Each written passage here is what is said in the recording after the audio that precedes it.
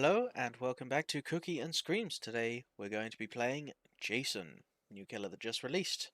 We're going to be exploring his power and his perks, and being an Onryo focused channel, I'm also going to say how well I think his perks will work on Sadako, and what sort of builds I think they might go into. So, without further ado, let's get into what Jason does. Now, his power is called Omnipresent Evil. You can activate it to become invisible and undetectable. You can zoom around the map a bit like Spirit does in her Spirit Walk, um, where you can't see survivors or scratch marks, but you can see little footprints if survivors are moving, or little sort of misty red clouds if survivors are sitting still. And then while you're in Omnipresent Evil, you can also use Jump Scare on pallets, walls, or windows. You can appear at it, and you will, if it's a wall or a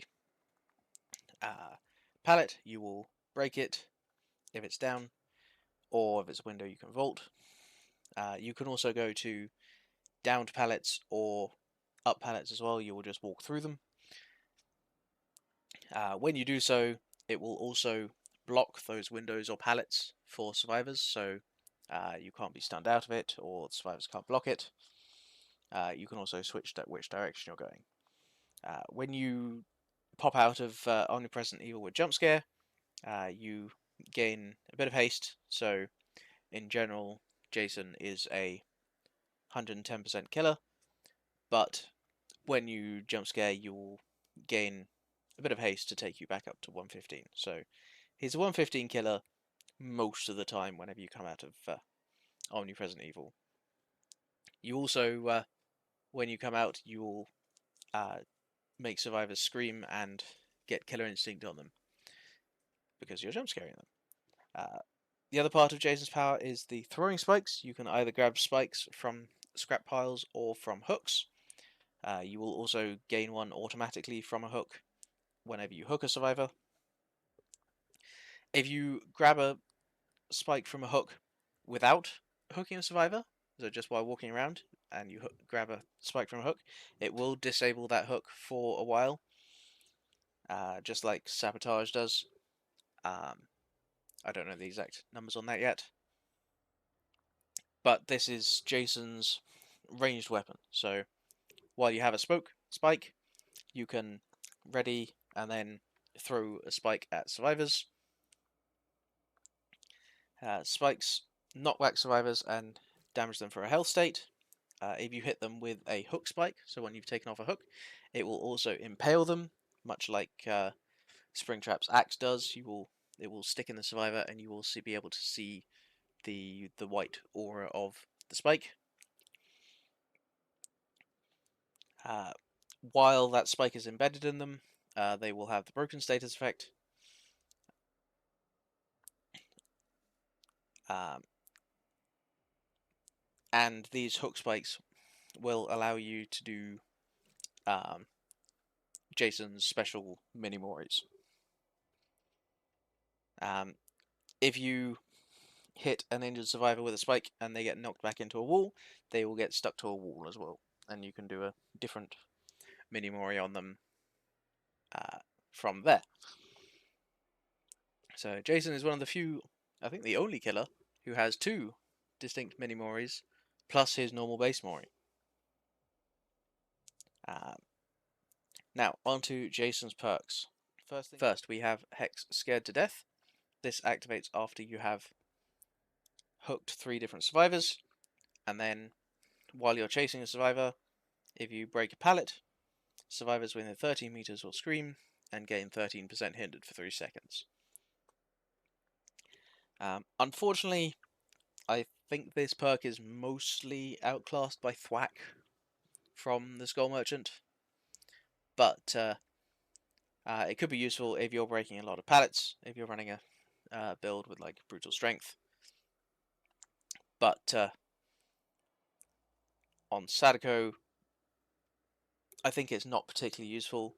you're mainly going to be going for Condemn most of the time on Sadako, and because of Demanifestation, you're actually not going to be breaking pallets all that much. You can quite often play around them. Jason's second perk is Rampage. Whenever you basic break a pallet or breakable wall, you earn 1 token, up to a maximum of 13, and then whenever you get blinded or pallet stunned, for the next 13 seconds you gain 1% haste for each of these tokens, with a 20-second cooldown. Now, once again, this is pretty good on a pallet breaking build, like if you're running Brutal Strength. It does pair fairly well with the Hex. Once again, on Sadako, I don't think you're going to be getting too much out of it, because you can avoid pallet stuns by being demanifested, and you can play around a lot of pallets, meaning you're not breaking a huge amount of them. But Sadako is only ever going to be breaking pallets with basic ones, unless you run a perk like Dissolution or Spirit Fury. So when you do break pallets, this could be useful. And you like I said, with Enduring Spirit Fury, you could run a build like that and just bulldoze pallets with this. Could be quite fun. Maybe we'll do a build like that at some point. Jason's third perk is Silent Shadow. It says whenever you hook a survivor, you gain Undetectable for 13 seconds, and when all generators are completed, you gain Undetectable permanently. This, I think, is more useful in like an endgame build, running sort of Noed, and maybe Blood Warden or Remember Me, anything like that. Getting that permanent Undetectable could be very good, and could be quite fun on Sadako, because survivors are quite often relying on the lullaby to let them know when Sadako is around. If you manifest and you're undetectable, you can catch survivors off guard. Also, being a basic M1 killer, you can also get quite a lot of use out of Noed, so this could pair very well with that. Also, so Sadako is quite short. She's one of the shortest killers, besides Chucky. So you can actually use that plus the intermittent phasing that you get while when coming out of manifestation to actually sneak up on survivors fairly effectively when undetectable. So this could be useful for that. So unfortunately, this I think this is better as an endgame perk than that gets a bit of value during the game, rather than a perk that you're going to be getting value out of throughout the game. I think if you're going to run a perk like that, I think Furtive Chase from Ghostface would be better, because that gives you undetectable and a little bit of haste as well. Now, for our add-ons today, we're going to just be going with some basic ones, but these ones I think are both pretty good on Jason. We've got the Coroner's Coffee. This increases the distance survivors are pushed by spikes, which means you're more likely to impale them. But more importantly, you also gain an 8% haste for 3 seconds after you hit a survivor with a spike, which is pretty good. It allows you to close a lot of distance. The other one I'm running is Sleeping Bag. This one says that while you're in Omnipresent Evil and you grab a hook spike, you can see the locations of all survivors within 8 meters of hooks. This one, I think, just gives you a little bit of information. It's not going to be great, but it could show you if survivors are healing under hook, or if they just happen to be moving past. It could give you some information. So, without further ado, let us get into the games. And we are in on Trickster's Delusion. Interesting. Now, I did try Jason out a little bit on the PTB, but not a huge amount. I'm going to assume they spawned over here near the near this. No? Interesting. Or they moved away. Interesting.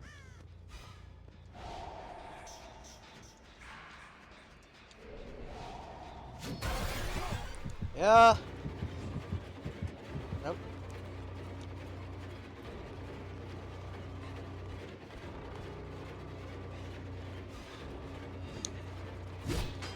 Nope. I need to get the hang of that. I'm gonna drop this. Slash. We're gonna pick up a new spike from here. Nice and quick. Nope.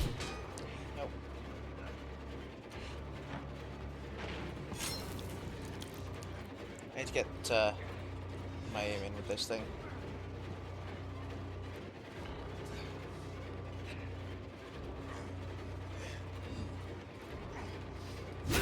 There we go.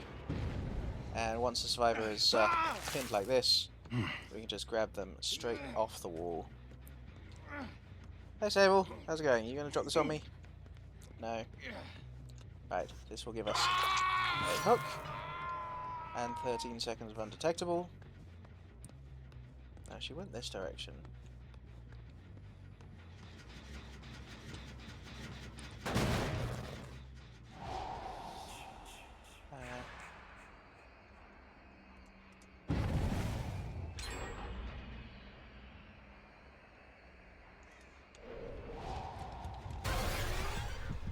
Ha!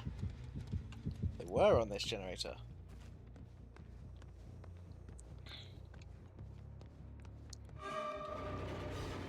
Oh, Nancy! Ooh. You.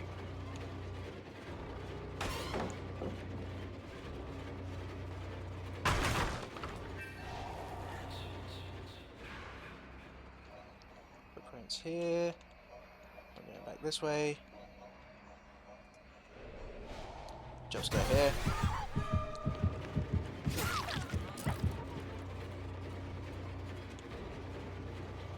Now you could play Jason quite easily as a hit and run killer, just hopping in and out of Omnipresent Evil. But I think that would require a little bit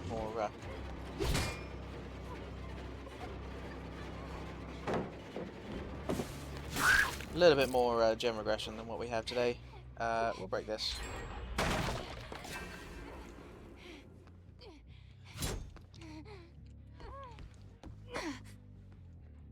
Shouldn't be able to get an angle here.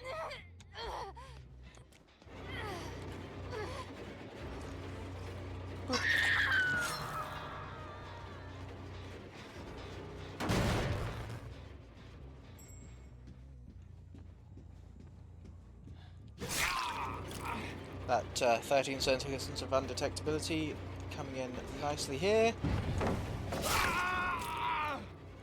Now, he shouldn't have Decisive Strike still available.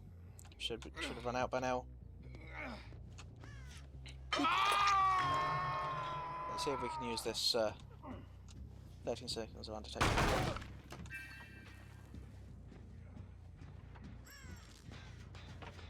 Go, Nancy! Nope.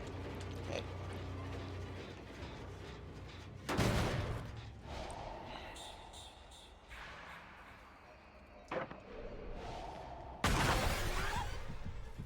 Aha! There she is. Oh, I didn't pick up a new spike.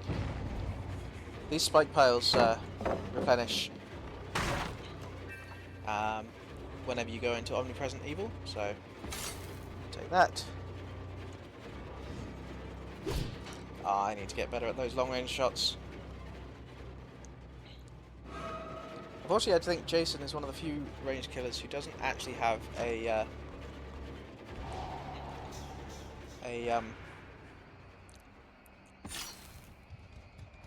add-on that gives a crosshair. Sorry, I was busy trying to track the footsteps. We got a little bit of movement here, not a huge amount. Ah. Closer. No. Gets a hook.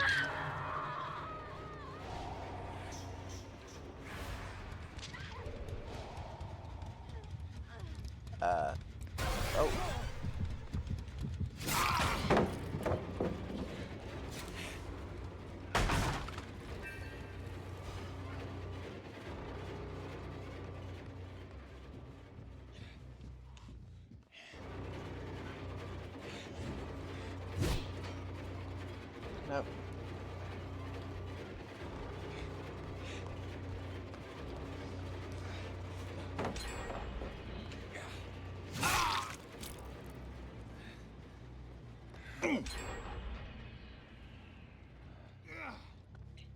Unfortunately, because we have no regression, don't have a huge amount of gen pressure out.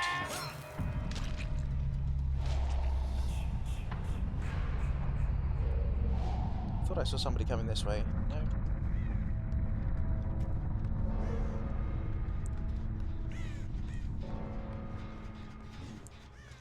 Nope.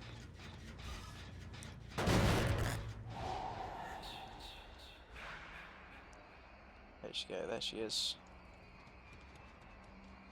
She was here. Aha!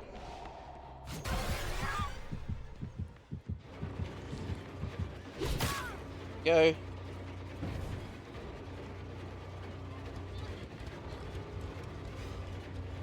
Grab one of these.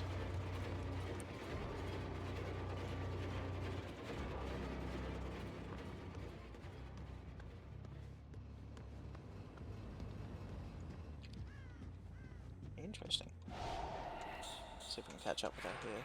Where did she go? Oh, interesting.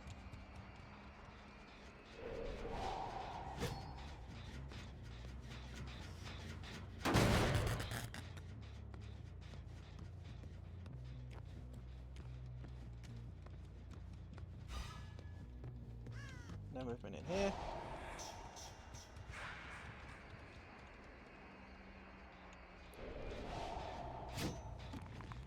No? Okay.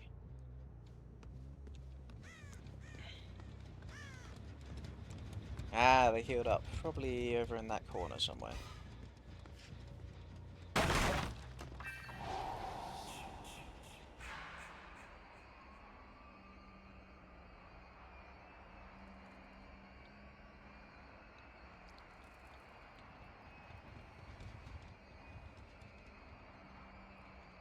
Let's see if we can find anyone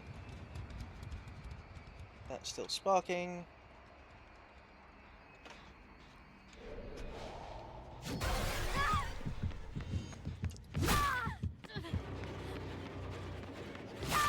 Go. Nice two-tap there. I thought I heard Dwight running around.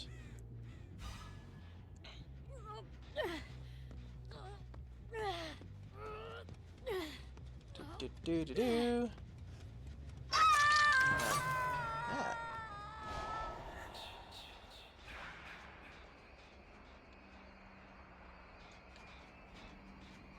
Okay, he's not here. My hex totem's finally lit up because I finally hooked a third survivor.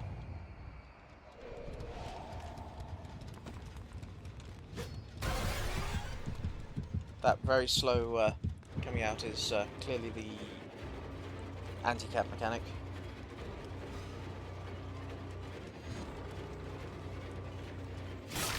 Let's get the M1 there. Nope. See if we can get some value out of... Oh. Yes, I forget. Trickster's Delusion has all these random windows and things. You gonna... No? Okay. I guess we'll just run him down. Boop.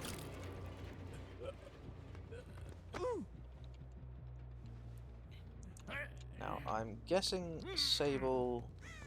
She hasn't come here, so she's probably over there somewhere. Let's see if I can make it to this hook here.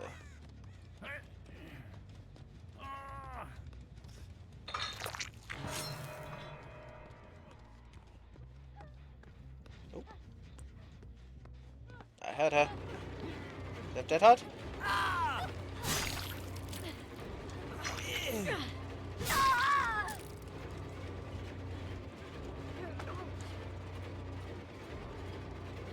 Put her on there.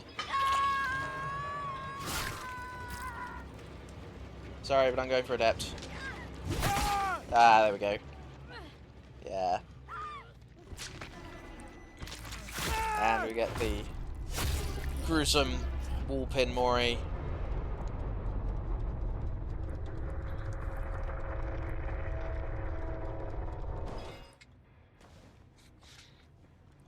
Well, we got actually pretty good value out of one of our perks there. The Silent Shadow one. Not a huge amount out of Rampage or Scared to Death, but hey ho.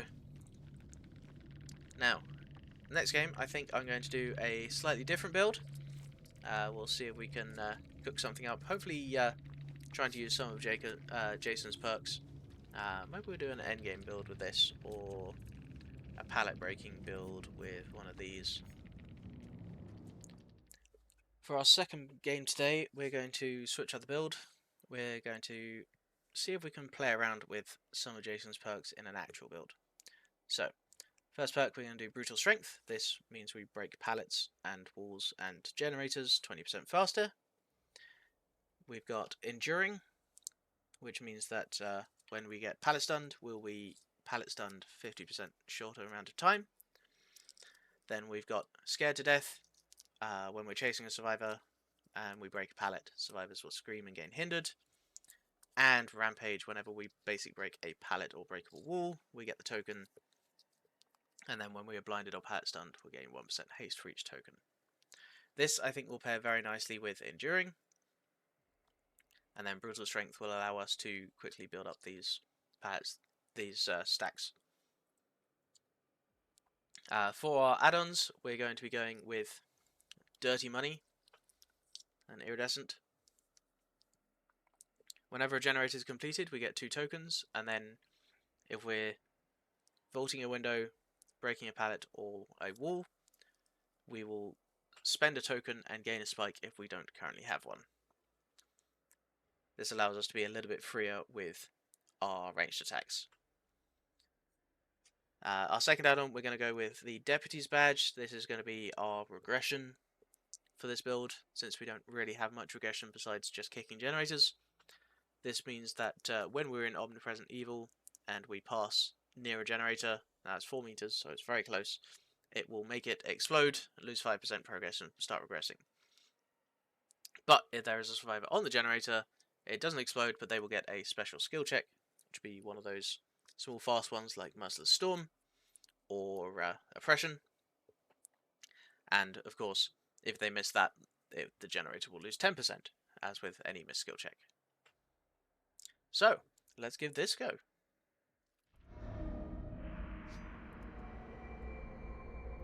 And we are in on our second game with Jason, and doing a little bit of a build now. Let's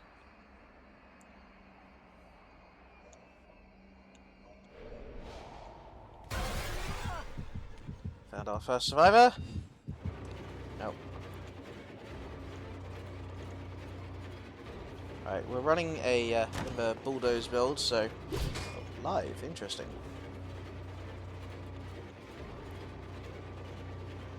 We are just going to go through this, Brutal Strength this, get ourselves our first token.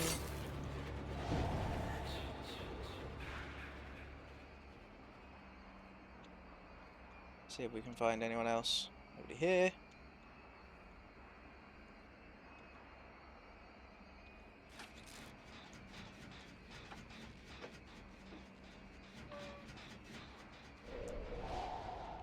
Facing the wrong direction, but there's one. There's the other one here. Oh, she was looking the wrong direction. Let's see if we can get a nice long range shot. Damn it. Put this up here.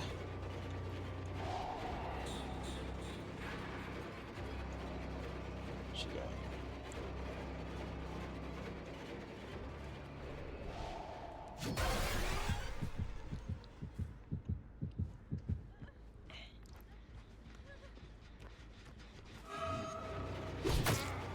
Go. That's a nice hook spike, so we can see the aura of it. Let's grab this one as well while we go past.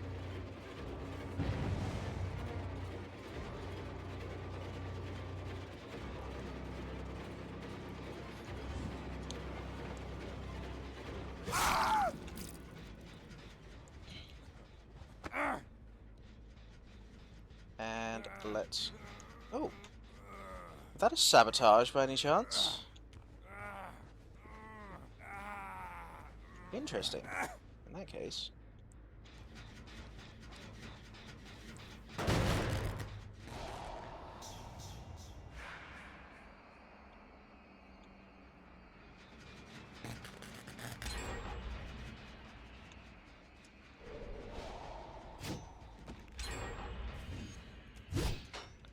Didn't quite make that.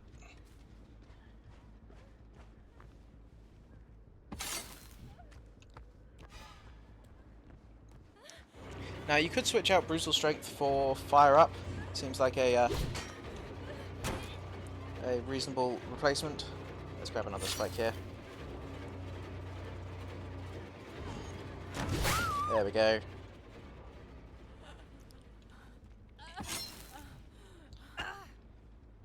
Did kind of waste one token there, but we will put that on there. This one's still regressing.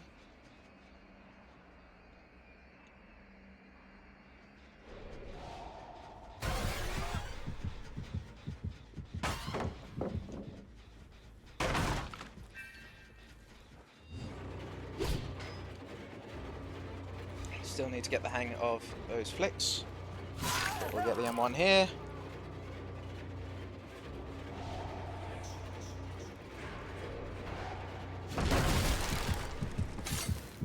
Interesting. Nice. That long range hit. Let's kick this gen as well. You. No. Over here.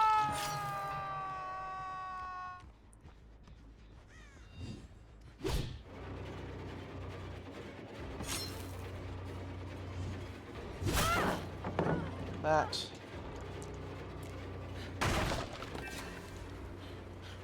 Hear her running. Oh, she's... Ah, I got caught on the...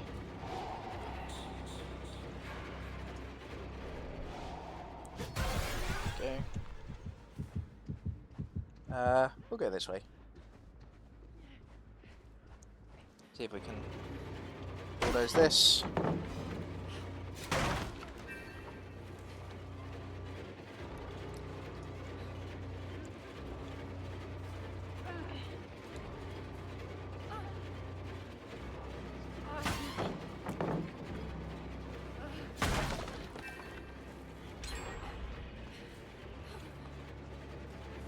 Give us some more tokens, but with that haste we should be able to make that. Nice.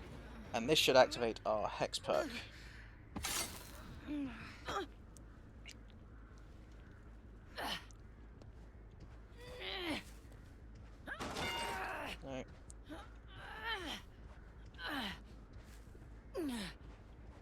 Should still be able to make this, unless he's running Breakout. Doesn't seem like he is.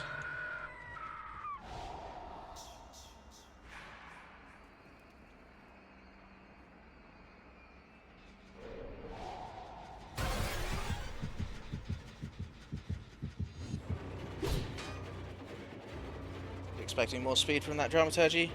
He's going to vault that.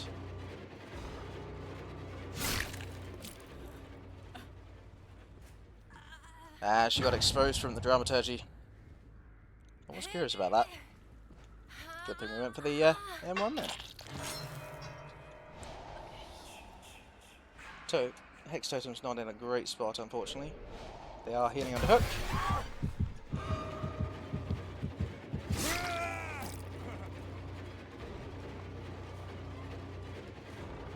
Let's chase him this way so that he's going away from the hook survivor.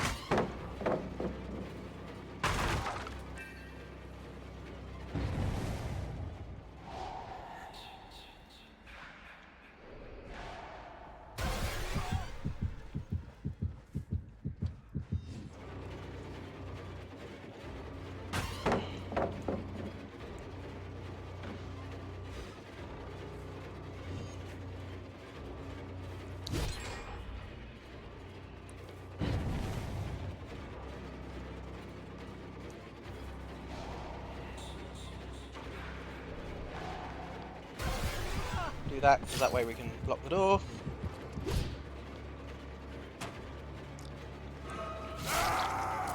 I mean, thank you for leading me to the healing survivors. No. I'm happy to take that because I know I've got another hook over here. And now we've got everyone injured.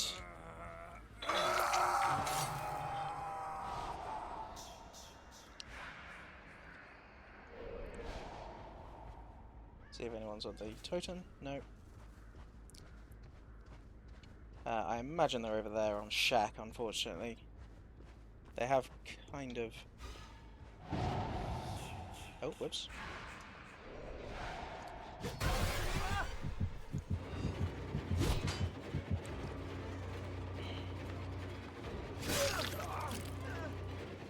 Well, I know two that were over there and these two are over here.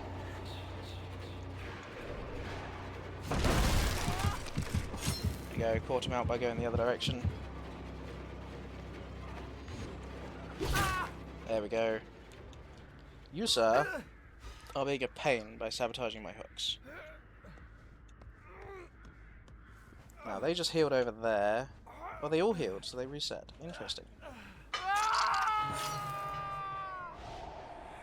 I will, however, go quickly check on Shack.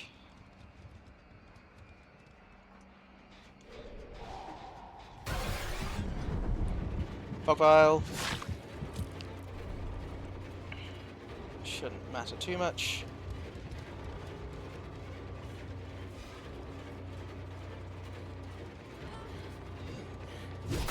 There we go. And we should be able to get a nice quick Mori.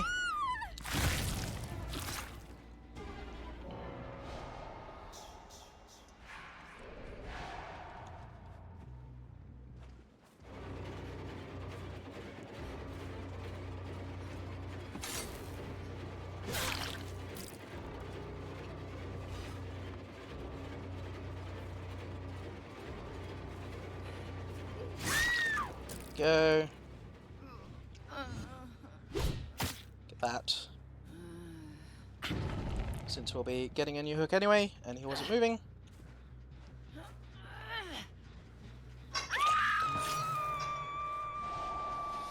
Explode this.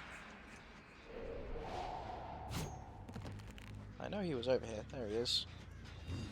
Get that.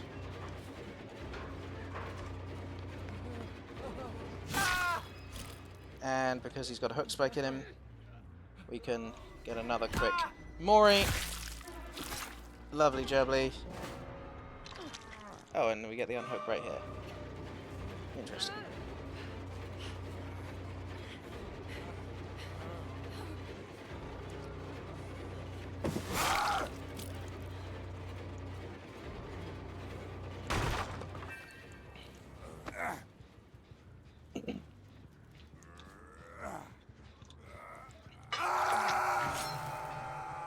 She ran off this direction, so let's see if we can come across her footsteps.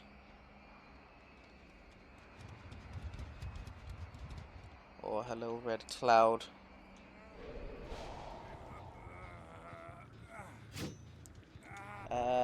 No hatch offerings. She is probably going to make her way over to Shack just in case. See if we can capture her over here.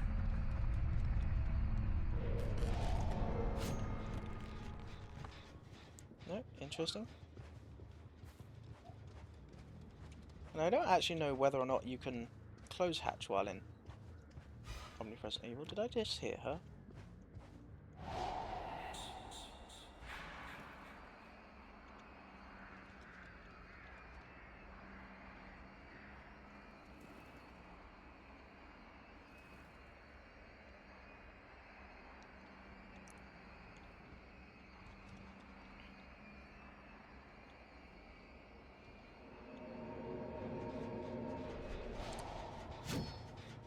No, but yeah. So you can't close hatch while in Omnipresent Evil, but you can see and hear it, which is good to know. now we will just patrol the gates, I guess. Should still be able to see the lights and hear the gates. I imagine she's not over near that gate, because otherwise she would have got out hatch.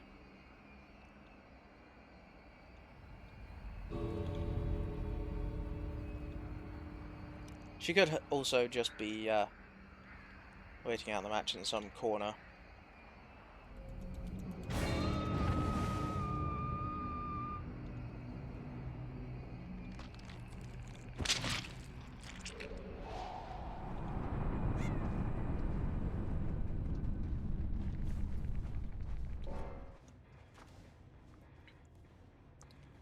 Fantastic. Well, that was our first couple of games as Jason, the new killer, the slasher. I hope you enjoyed this video and this little exploration into Jason's perks and powers, and also the little hints as to how you might be able to use those perks if you are a Sadako main or any other killers. Hope to see you in the next video. If you did enjoy yourselves, please do leave a comment and a like down below. And if there's any questions, requests, or comments, please leave those below as well. And until next time, sweet screams.